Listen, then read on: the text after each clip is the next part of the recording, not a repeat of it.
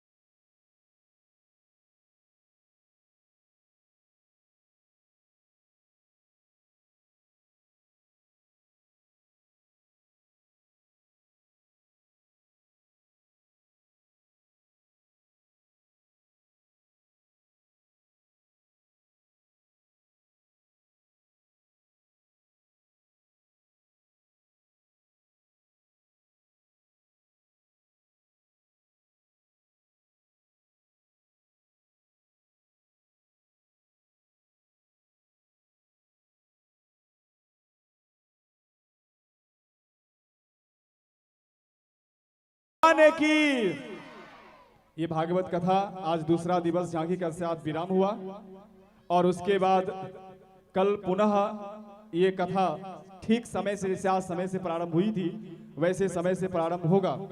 तो 2 मिनट बैठ जाइए, सही भक्तों की इच्छा है जो आपका आशीर्वाद लेकर के हम जाएंगे। तो 2 मिनट कृपया बैठ जाए, आरती के बाद हम सब साथ में चलेंगे।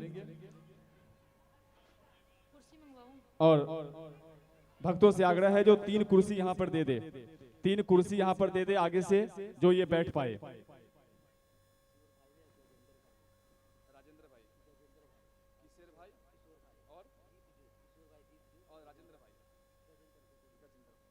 और इसी के बीच में कल पुनः है, मैं पुनः सबको एक बार जयकारा राधे रानी सरकार की आरती और प्रसाद देकर के जाए तो पूरी कथा का फल है।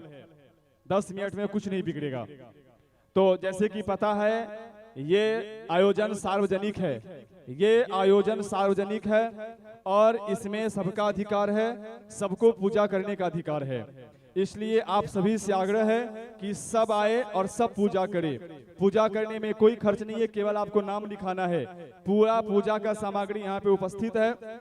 जो फल पुष्प प्रसाद जो है वो शंकर यादव जी दिए हैं यहाँ पर।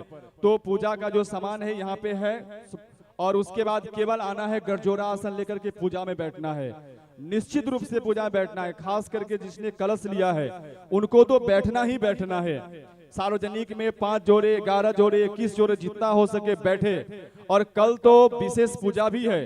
कल माँ पार्वती और शिव जी की कथा है, उनकी विवाहोत्सव है। तो उनके विवाहोत्सव में जरूर हम यहाँ पे यजमान रूप में आए, यहाँ पर पोथी पूजन करें, देवी जी को पुष्प की माला अर्पण करें और उसके बाद यहाँ पर आरती करें प्रातःकाल सायंकाल गरजोरा संकल्प करके। ये अवसर आपको बार बार नहीं मिलने वाला है। कई वर्षों के बाद न जाने यहाँ पर मंजूसर में कथा हुई है। तो निश्चित रूप से आप सब यहाँ पर आए आगे करके और यहाँ पर ले पूजा का भाव निश्चित रूप से ले। और उसके बाद जैसे आइए हम आरती की तरफ चलेंगे और आरती के तरफ में हम सबसे पहले यहाँ पे श्रीमान Awadhesh Tiwari ji safe express transport, ये यहाँ पे उपस्थित नहीं है लेकिन जहां है वहां से इन्होंने इस आयोजन में 1100 रुपए का सहयोग दिया है। जोरदार इनके लिए एक बार ताली बजाइए। उसके बाद कन्हैया जी दीप ज्योत सोसाइटी मंजूसर और इसमें कन्हैया जी दीप ज्योत सोसाइटी मंजूसर से इन्होंने 5100 रुपए का सहयोग दिया है। जोरदार ताली इनके लिए, कन्हैया जी के लिए। और उसके बाद हम सब आरती के लिए यहाँ पे बुलाएंगे। आप पंडित जी आरती प्रज्वलित कीजिए। हम यहाँ पर आरती के लिए बुलाएंगे श्रीमान श्रीनिवास जी। आरती के लिए जिन लोगों का नाम लिया जा रहा है वो वही केवल ऊपर आएंगे, जिनका नाम नहीं लिया जा रहा है वो नीचे से दर्शन करेंगे। तो जिनका आरती में लाभ लेना है वो पूजा में जरूर नाम लिखा दे जाते समय और उसके बाद आरती में नाम लिखाए। तो श्रीमान श्रीनिवास जी सपरिवार ऊपर आकर के आरती करेंगे। जिनका नाम लिया जा रहा है धीरे धीरे ऊपर आइए। श्रीमान श्रीनिवास जी सपत्नी ऊपर आइए। उसके बाद श्रीमान अशोक कुमार जी वो ऊपर आए। श्रीमान विक्रम यादव जी ऊपर आए। श्रीमान चितरंजन जी ऊपर, जिनका नाम लिया जा रहा है। यदि आप हमारी आवाज को सुन रहे हो तो ऊपर व्यास चौक ऊपर स्टेज पे आइए। उसके बाद श्रीमान नरेश कुमार जी, इंद्रजीत राय जी, राज किशोर सिंह जी, सुरेंद्र यादव जी, उदय जी, राजेश ठाकुर जी, किशोर जी और गजेंद्र भाई जी। जिन लोगों का नाम लिया गया है आप जल्द से जल्द ऊपर आइए और हम आरती प्रज्वलित करें। आरती प्रज्वलित करिए। जो भी हमारे यजमान गण खड़े हो जाइए। हम सब आरती के तरफ चलेंगे। आरती के बाद हम झांकी के स्वरूप में जो भी हैं उनका हम पूजन अर्चन करेंगे और उनसे आशीर्वाद लेंगे। उनको कुछ न कुछ दक्षिणा अर्पण करेंगे, क्योंकि इतनी मेहनत करके ये तैयार होती है, आते हैं ये लोग और अपनी कला दिखाते हैं। समझिए साक्षात माँ भगवती यहाँ पर आई थी। एक बार जयकारा और आरती की तरफ चले। आप लोग खड़े हो जाइए, आरती में चलते हैं। ज्वाला मालिन्ये नमः, रत्नेश्वर्यै नमः। खड़े हो जाइए, आरती की थाली लीजिए। सब पीछे से आएंगे और दर्शन करेंगे। ऐसा करते हैं आज सब आरती वहीं से करते हैं। सभी लोग वहां खड़े हो जाइए। सभी माता रानी के आगे से वहां पे खड़े हो जाइए स्टेज पर और सब हम आरती आज वहीं से करेंगे।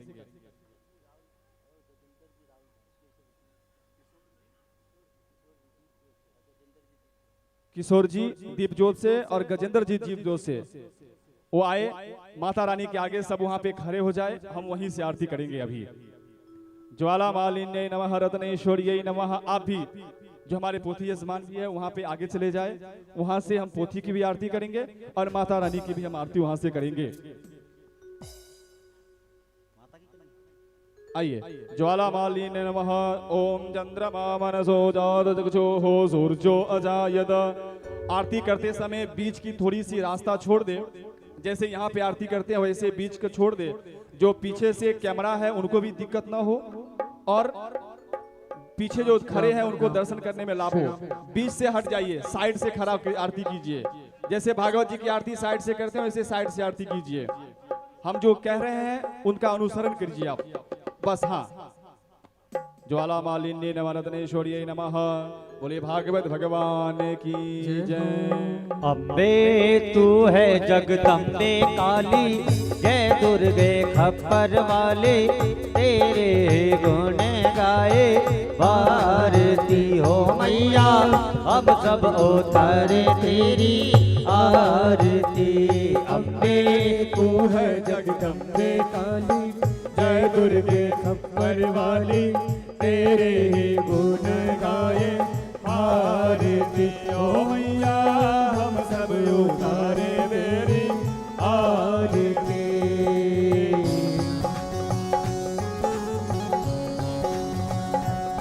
हरि बोल।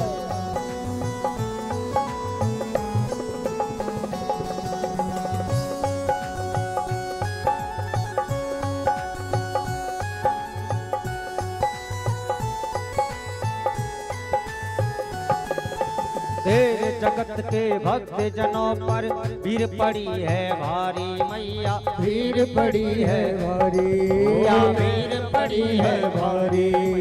दानव दल पर टूट पड़ो माँ, दानव दल पर टूट पड़ो माँ, दानव दल पर टूट पड़ो माँ, दानव दल पर टूट पड़ो माँ। करके सिंह सवारी 100 सिंहों से तू बलशाली, ऐसे भुजाओं वाले दुष्टों को पहले में संगारती हो मैया, हम सब उतारे तेरी आरती। अम्बे तू है जगदम्बे काली, जय दुर्गे खप्पर वाली, तेरे ही गुण गावे आरती ओ मैया, हम सब उतारे तेरी आरती। जिन भक्तों ने आरती कर ली है वो नीचे उतर जाए। नहीं मांगते धन और दौलत, ना चांदी ना सोना मैया, ना चांदी ना सोना, ना चांदी ना सोना मैया, ना चांदी ना सोना। नहीं मांगते धन और दौलत, ना चांदी ना सोना मैया, ना चांदी ना सोना मैया, ना चांदी ना सोना मैया, ना चांदी ना सोना। हम तो मांगे माँ चरणों में, हमको मांगे माँ चरणों में, छोटा सा कोना सब पे करुणा बरसाने वाले, मन को हरसाने वाले,